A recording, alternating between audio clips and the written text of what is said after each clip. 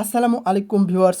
এই মুহূর্তে সবচেয়ে বড় আপডেট, দুপুর 2টা নাগাদ বাংলাদেশের বিভিন্ন অঞ্চলে আঘাত হানতে পারে শক্তিশালী কালবৈশাখী ঝড়, যার ফলে বাংলাদেশের বিভিন্ন অঞ্চলের মারাত্মক ক্ষতি সাধন হতে পারে। চলুন জেনে নেওয়া যাক বাংলাদেশের কোন অঞ্চলের উপর দিয়ে বয়ে যাবে এই শক্তিশালী কালবৈশাখী ঝড়টি এবং কি বিপদ সংকেত রয়েছে আমাদের জন্য। প্রথমে তো যদি আমরা বাংলাদেশ স্যাটেলাইট চিত্রটি পর্যবেক্ষণ করি, তাহলে আমরা স্পষ্টত দেখতে পাবো বাংলাদেশের কোন অঞ্চল দিয়ে বয়ে যাবে এটি।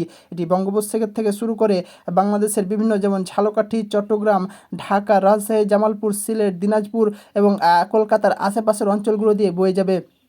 প্রথমে তো যদি আমরা দেখি যে বিশেষ বিশেষ কোন অঞ্চলগুলো এই ঝড়ের আওতায় রয়েছে, সেগুলো হচ্ছে বাংলাদেশের রাজশাহী, এদিকে রয়েছে নাটোর, তারপর রয়েছে দৌলতপুর, পাবনা, এদিকে তারপর রয়েছে টাঙ্গাইল, ঘিওর, চুয়াডাঙ্গা, মাগুরা, নড়াইল, যশোর, খুলনা, পিরোজপুর, এদিকে রয়েছে মোংলা, বরগুনা, দশমিয়া, তারপর দৌলতখানা, মনপুরা, এদিকে রয়েছে বরিশাল, এদিকে সন্দ্বীপ রয়েছে, তারপর রয়েছে লক্ষ্মীপুর, চাঁদপুর, দাউদকান্দি, কুমিল্লা, ফেনী, বাংলাদেশের এদিকে রয়েছে রাঙ্গামাটি, চট্টগ্রাম, বান্দরবান, এছাড়াও রয়েছে কুতুবদিয়া, লামা এবং কক্সবাজার রয়েছে বিপদসীমার বাইরে।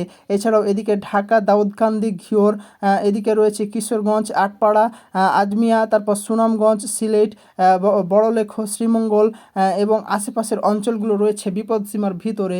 এদিকে বাংলাদেশের বগুড়ায় রয়েছে বগুড়া, তারপর রয়েছে জামালপুর, বাহাদুরপুর, রানীগঞ্জ, তারপর রংপুর, দিনাজপুর, নীলফামারী, ঠাকুরগঞ্জ, ঠাকুরগাঁও, পঞ্চগড়, এই অঞ্চলগুলো বিপদসীমার ভিতরে রয়েছে।